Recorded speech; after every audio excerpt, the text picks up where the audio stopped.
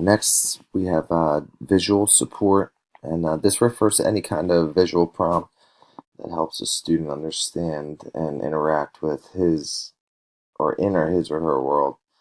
Visual supports are particularly helpful for students with autism. Um, the main purpose of a visual support is for the student to become more independent. Some examples of these are visual schedules.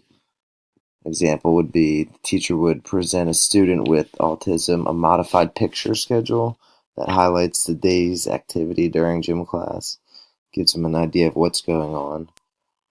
Next would be information sharers, a communication book, um, maybe with a student with bad or poor verbal expression skills.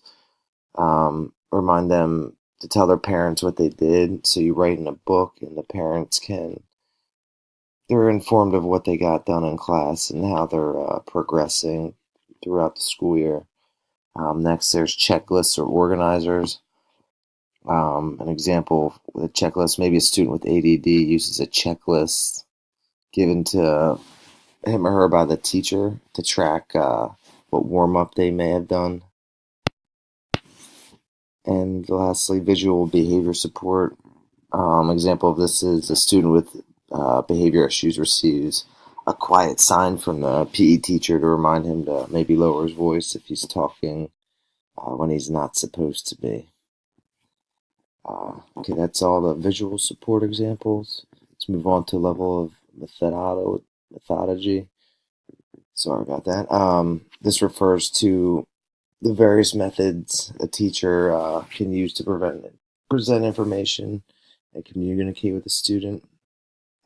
Depend kind of refers to the amount of cueing required, how much direction the student needs.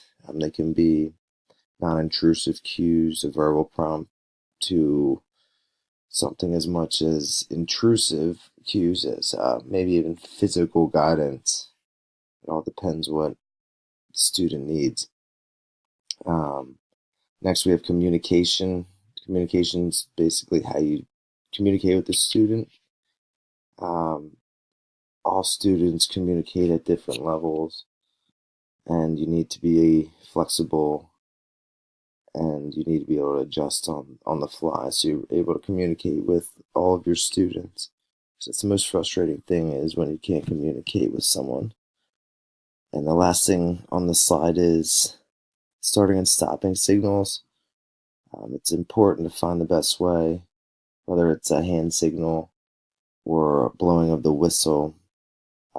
As long as the students know when to stop doing the activity, um, that's all that matters. Students with severe autism or intellectual disabilities may physically need you to assist them to stop.